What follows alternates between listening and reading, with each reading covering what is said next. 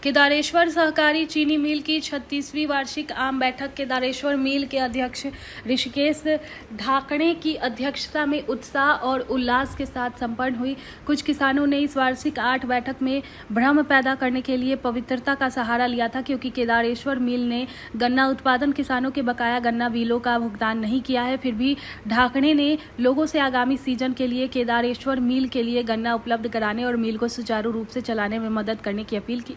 इस अवसर पर अध्यक्ष माधव राव काटे, मिल के प्रभारी कार्यकारी निदेशक रमेश गर्जे, प्रशासनिक अधिकारी पोपट केदार, मुख्य अभियंता प्रवीण कालू से, मुख्य लेखाकार तीर्थराज घुंगराड़, निदेशक मंडल अधिकारी, संचालक, गन्ना उत्पादक और किसान बड़ी संख्या में उपस्थित थे। आज संघर्ष योद्धा बबनराव ढाकणे केदारेश्वर सहकारी साखर कारखान्याची सर्वसाधारण वार्षिक बैठक होती।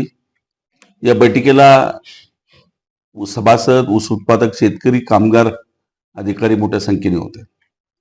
आजच्या सर्वसाधारण सभेच्या इतिवृत्तांत कायम करून पुढील ध्येय धोरणाच्या संदर्भामध्ये माननीय चेअरमन, व्हाईस चेअरमन यांनी अत्यंत व्यवस्थित अशी माहिती दिली। या संपलेल्या गळीत हंगामाच्या ऊस उत्पादक शेतकऱ्याच्या काही लोकांचे मोठ्या प्रमाणात शेवटच्या हप्त्यातले, विशेषतः 15 ऊसाचे पैसे संस्थेला देणं बाकी आहे।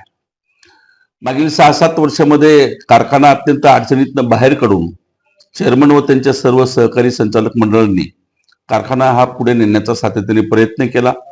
त्याच्यात ते यशस्वी देखील झाले। परंतु ह्या सगळ्यामध्ये आर्थिक अडचणी ह्या मागील वर्षीच्या सीझन अत्यंत कमी गळीत झाल्यामुळं निर्माण झाला। परंतु ऊस उत्पादक शेतकऱ्यांचे पैसे दिले पाहिजेत याच्यासाठी माननीय संचालक मंडळ सातत्याने प्रयत्नशील होतं। 2 आठवड्यापूर्वीच महाराष्ट्र राज्याचे मुख्यमंत्री माननीय देवेंद्रजी फडणवीस साहेब यांनी शासनाच्या थक हमीच्या आधारे राज्य सहकारी बँकेकडून शेतकऱ्याच्या ऊस उत्पादकांचे पैसे देण्यासाठी थक हमी दिलेली आहे। येणाऱ्या आठवड्यातच निश्चितपणानं राज्य बँकेकडनं शेतकऱ्याच्या खात्यावरती ज्याच्या त्याच्या ऊसाचे पैसे हे निश्चितपणानं जमा होणार आहेत। म्हणून आज सभेने माननीय चेअरमननी माननीय मुख्यमंत्री देवेंद्र फडणवीस यांचा अभिनंदनाचा आणि आभाराचा ठराव या ठिकाणी एकमताने मंजूर केला।